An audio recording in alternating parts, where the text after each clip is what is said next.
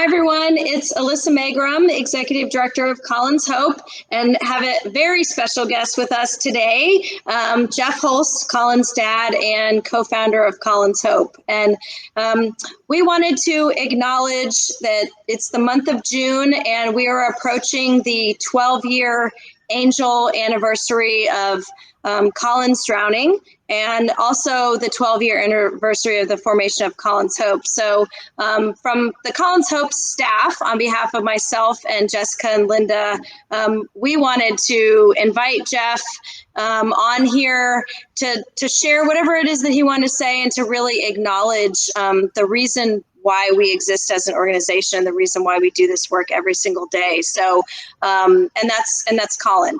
And so, Jeff, welcome. And I guess we can just have a little conversation, and I want you to have the opportunity to say whatever it is that you want to say to the people who support us year round, around creating a legacy for Colin and preventing drowning in his name. Right. So, well, thank you for that, Alyssa. And you asked a really important question. You know, why does Colin's Hope exist?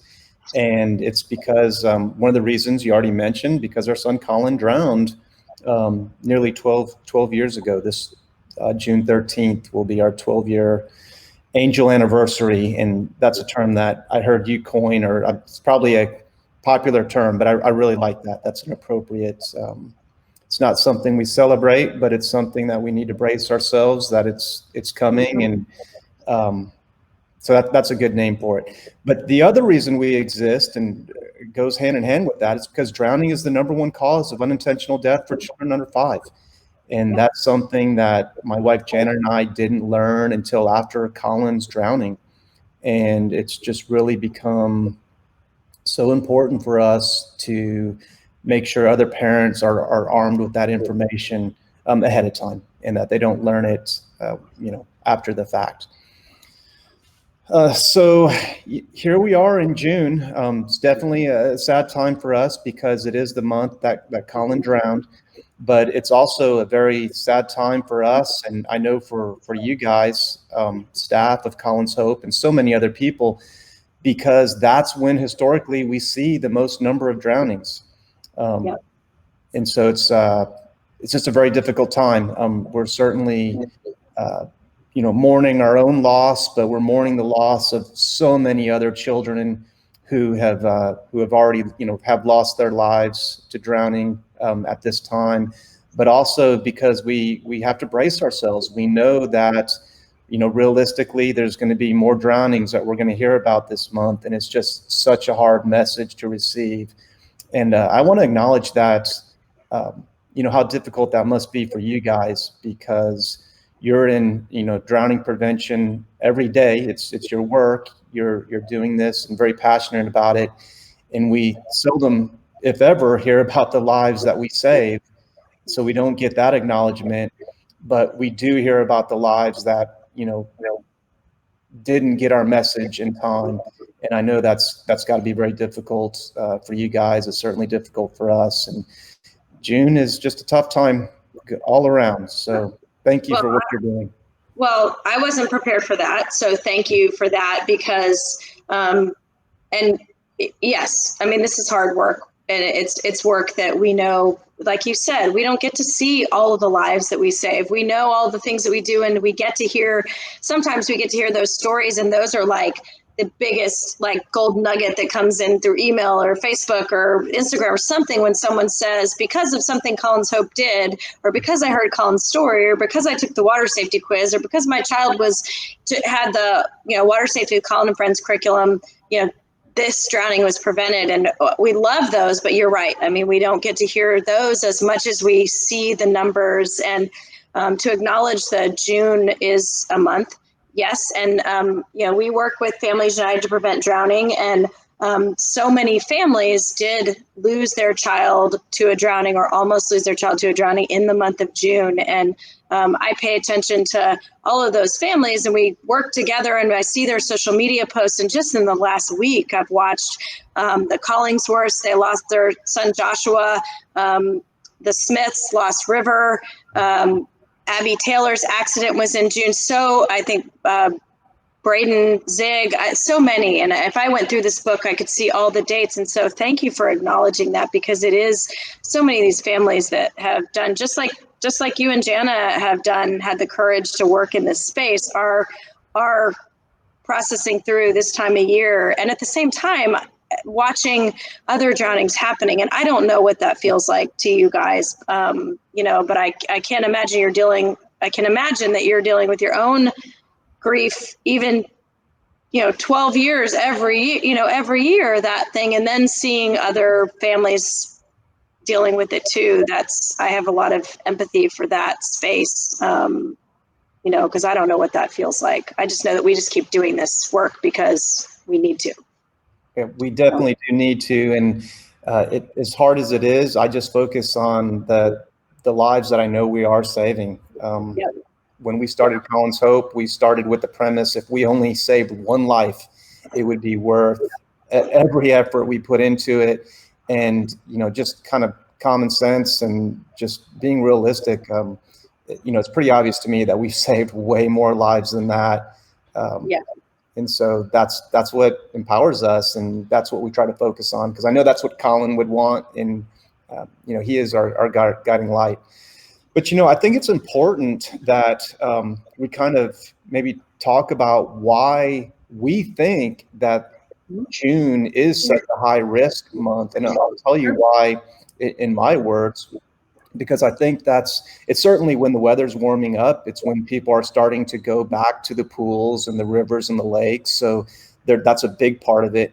But it's also a time of the year where typically schedules begin to change, and kids are out of school and they're at home, and whether the schedule changes are, getting ready for camps or whatever that summer schedule looks like. It's just, sorry? Vacations as well. Yep. Yes, exactly. Things are changing, and we're not on it just introduces some newness that's all drowning needs. It just needs something, when one thing to go wrong or one thing to be out of place. And it could be as simple as just being in an element you're not, a new home that has a pool for the first time.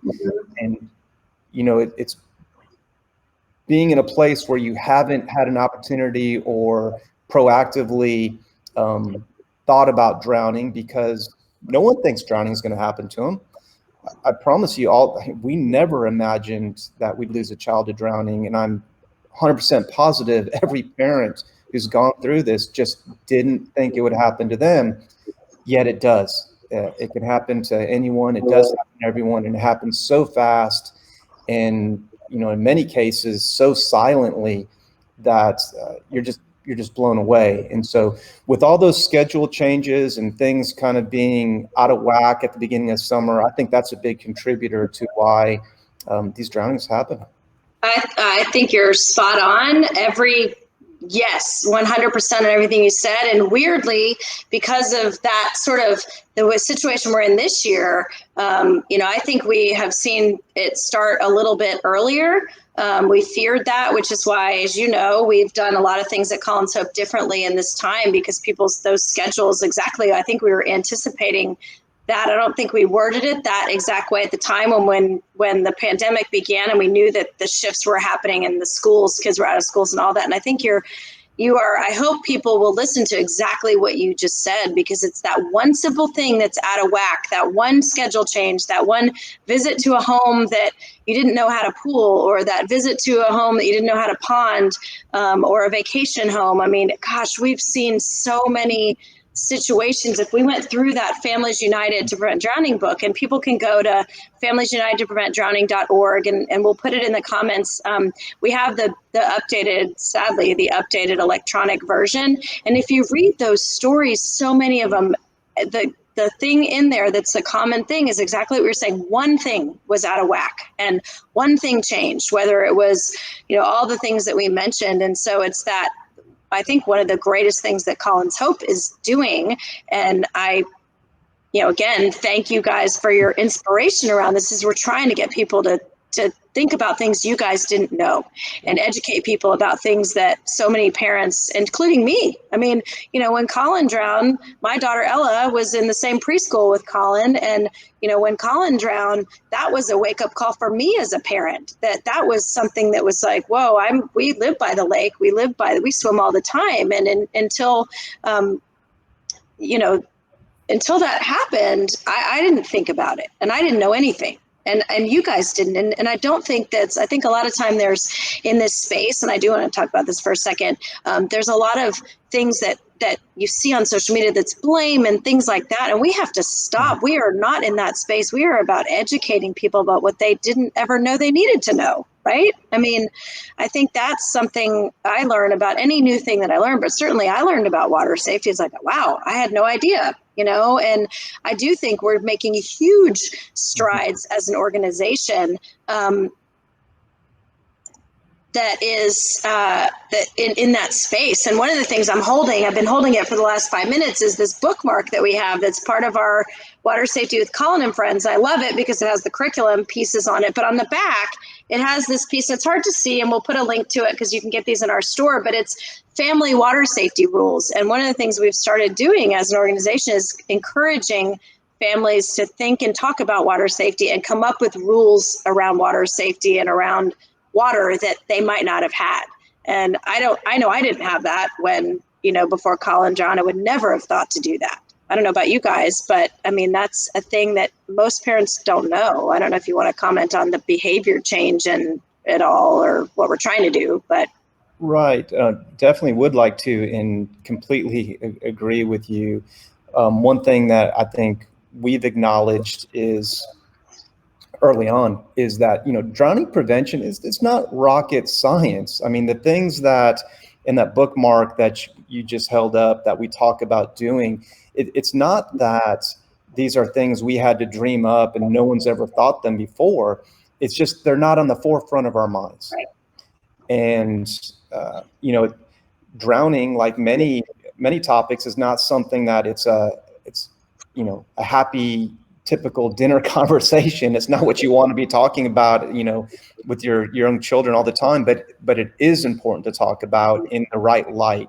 And the right light is that, water can be extremely fun. And, we grew up as a water family, grew up around water, love going to the beaches and the pools. So, the last thing we want to do is make children or families afraid of the water. It's just the opposite, that we want them to respect it. And we want them to think about the water safety things ahead of time and, have their water safety plan ahead of time. Talk about taking life jackets to the pools. And, that's one thing that I don't think, I love that we see enough of, is life jackets at pools. Life jackets seem like something that more commonplace on a boat. You may not think twice about taking it there, but they're a great life-saving tool, and use it at a pool. If there's any doubt, if your child is not a strong swimmer, and if you're not going to be in constant arm's reach at all times, put them in a life jacket, and then do all the other things. Keep them constant visual supervision, but that's just one more layer of protection. Well, I'm going to comment on that for a second, because you hit on sort of a hot topic in what we've been dealing with around messaging right now. And that is we're seeing kids in life jackets and pools, and which I think is great. But I do want to hit on the topic of making sure that our kids know how it feels to not be in a life jacket and in a life jacket, and the whole staying in arm's reach. But if you have 3 kids that you're managing or whatever, for sure it is a layer of protection. But I just want to hit on this, because this is something where we're making sure people understand, is that little kids don't understand that when they take that life jacket off, that it's a different thing. So practice when you're in the pool. If they're in a life jacket, take them out and hold them and stay in arm's reach, and teach them. That's part of that conversation, like you were talking about. It's like infuse these conversations into every experience. I mean, I know I love to have teachable moments. I think that's what we called it when I was in, my old life in education. It was like every moment's a teachable moment, right? So, and I love that because there's so many teachable moments around water safety and so many layers of protection. I think that is what at Colin's Hope, if you remember, Jeff, we did this strategic planning like last time we did strategic planning 8 years ago or something, and we came up with our hedgehog of what we're really good at, and that's educating children, so the curriculum, and caregivers with water safety information, these water safety cards, and our quiz. And all of these things are part of this. I'm trying to shine a light on for you on all the things that you began with this, with deciding to form Colin's Hope in Colin's honor, and all the people that you have saved. And I want to get back to that for a second, because that is a space I want you and Jana to realize of how incredibly courageous, and all the parents that we work with, but how incredibly courageous you were in deciding to make sure that what happened to you guys didn't happen to someone else. And then knowing that, look at all the things that one decision has sparked in the lives that you saved. And I'm hoping, and part of the reason why we wanted to do this is to make sure that you guys feel that, and how much your work has done in this space and saving lives. And also, you look at Colin's Hope, and we've done some pretty awesome things locally, statewide, and nationally. And that started with your vision and continues with your guidance and leadership. And so I'm just, from the staff's perspective, like we are honored to do this work every single day, and in honor of Colin. I know every time I walk out of the house and I see the car with his picture on it, or I'm sitting, with him, with me every single day, whether it's the character from the curriculum or, we really feel the responsibility and passion around making sure we do right by you guys. And so I want you to, feel from us how much we appreciate you getting this started. And so I could go on forever. I would like to add on to that, and thank you for those words, because we do feel it. And, people are amazing, and we could not do what we're doing with Colin's Hope without the amazing staff that we have, the amazing volunteers that we have, the sponsors, the participants. I mean, it's the complete package is what's making, any successes we have. It's because of a term that I hear you use a lot. It takes a village. We're all in this together. We have to look out for each other. And it's because of everyone's effort, whatever piece that is, our board members, our, I keep mentioning volunteers because they're so key to what we do, not just helping at our events, but helping spread awareness and, getting that information out there. So yeah. We do feel it. And something else that you mentioned, I just want to touch on, you talked about our vision, and very early on with Colin's Hope, you helped us come up with our vision statement. And that's a vision where children do not drown. So we've had a vision, all along. What I never knew, and I'm still not sure if I know the answer to this, and I was honest and upfront, I think, with you about this. I had the vision. I just didn't know how we'd get there. I just knew we just had to take one step at a time and keep doing a little bit more. We've always talked about not wanting to reinvent the wheel. If something is being done well, then we'll support it, but we can put a checkbox next to that. And something's missing, because drowning is still the #1 cause of unintentional death for children under 5. So a lot of things are being done right, but obviously more can be done. And we're trying to identify what that more is and really hit on that and focus on things that we haven't identified yet and introduce those and get to the vision that we have.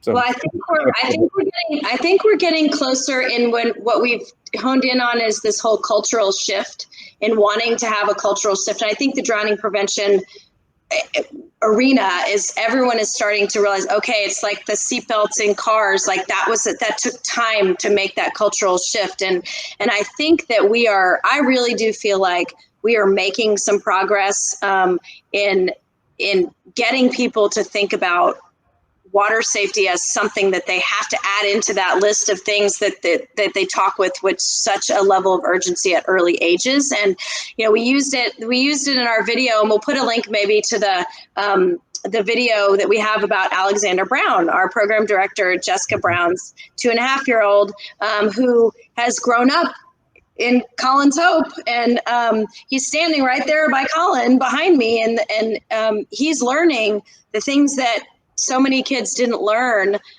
including Colin, including my daughter, from that early age. And I do think that we will see that shift happen.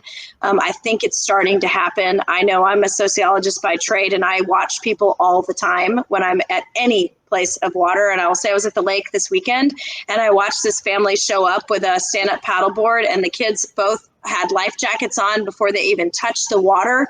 And they were, the adults had life jackets, and it was like, whoa, this is like a beautiful moment. So I think we're going to see that cultural shift. I think that's the piece that you're talking about, really. And I think we just keep doing the work, and we keep doing the things that are working and looking at what's not working and keep doing that. And together, you mentioned all the people that we work with, and I second that. We could never do this without our partnerships and our board and our volunteers and our staff and all the people that are doing it together. So I think you and I could probably talk forever, but I think that we should close this out, because you see on our little screen, best day ever. And maybe, Jeff, you could tee that up as to why we say that, and maybe we could end this and say that together. Yeah, I'd love that. So, there were just so many joys that Colin brought to our lives. And one of them was each and every day he would come up to Jana and I and say, Dad, that picnic we went to today, that was the best day ever. And I remember the first couple times I heard that, thinking how cool it was. And then I thought, well, that's kind of a bummer if Colin's already had his best day ever. It's like, gosh, but every day was another best day ever. And that fear that I had, he didn't have. He knew that each and every day was going to be another best day ever. And he brought that joy to our lives. And that's truly the way he looked at life. He just knew that each and every day was going to have something new and exciting, and make it the best day ever. So that's kind of become our mantra, and we love to say it. So should we say it together on 3? Say it on 3. 1, 2, 3. Best day ever.